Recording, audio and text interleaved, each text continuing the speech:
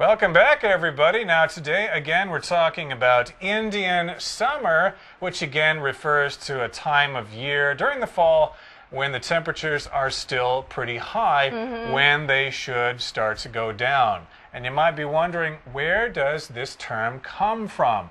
Maybe we're talking about India here because India is a hot country. Maybe that's why we use this phrase to describe hot weather in the fall. You might think that's the case, but it's not true. It kind of makes sense, though. India is a very hot country, but it has nothing to do with the country of India or the Indian people, the people that live in India. Instead, it refers to Native Americans. And when you use that phrase, refers to, that's one of our vocabulary words. It just means that's what you're currently talking about. That's right.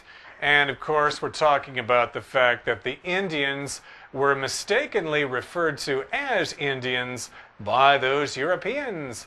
Mistakenly here just means by mistake. They were wrong. They were in error. They did not know what they were talking about. Well, now we know better, and we no longer call the Native Americans Indians, although some people still do. It takes a while to get used to changes sometimes in how we refer to different races. Well, they were mistakenly called Indians, and that's where we think we got this term, Indian summer. Exactly. And some people believe that the expression originates from the fact that autumn was the prime hunting and harvesting season for these Native Americans. So in this sentence, we have the verb to originate. That just means where it came from, where it got started.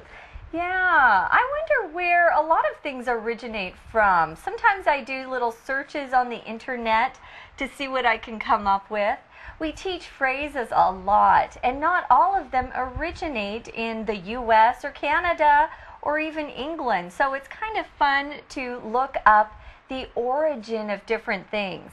Well, now you know where this phrase, Indians, came from. And now that you know you were supposed to call them Native Americans, you'll feel really smart. Well, this used to be the prime hunting and harvesting season.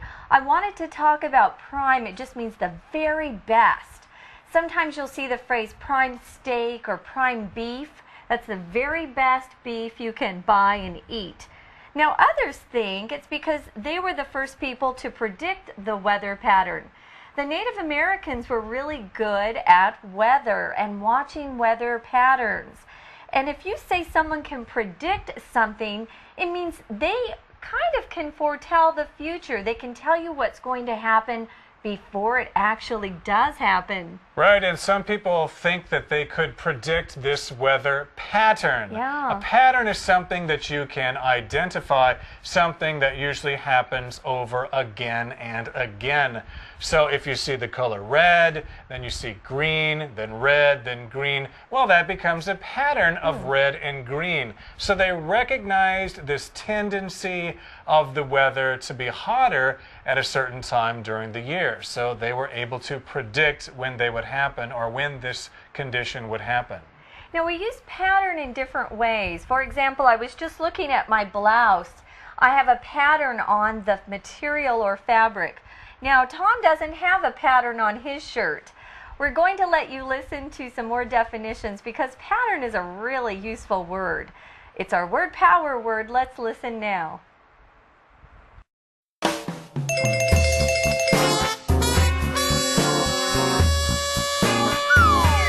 Word power.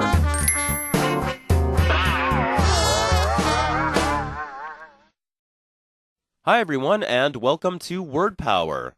Our word today is pattern. Today, we read that American Indians were the first people to predict a weather pattern. Pattern is a noun, and in this case, it means the regular way in which something happens or develops. For example, if someone tends to do the same things each day, then they follow a pattern. Pattern can also mean a regularly repeated arrangement of shapes, colors, or lines on a surface. For example, the blanket had a pattern of stars, or the sweater had a striped pattern. That's all the time we have for Word Power. Thanks for listening. So again, these Native Americans knew of these weather patterns and they explained it to the first settlers. This, of course, is referring to the Europeans who were moving into the New World. A settler, of course, is someone who moves into an area and starts living there. Yeah, they build new homes, they build schools for their kids, and they develop new businesses because they're going to stay there and make that place their home. Well, we may never discover the true origin because we're not sure if this is really it either, of this term Indian summer, but maybe some of you out there will want to do some more research on it. But you know what? If you like the hot weather, you can still enjoy this little brief taste of summer in the middle of fall or the autumn. Okay, everybody, it's time for our Chinese teacher, and then we'll be back to chat with you.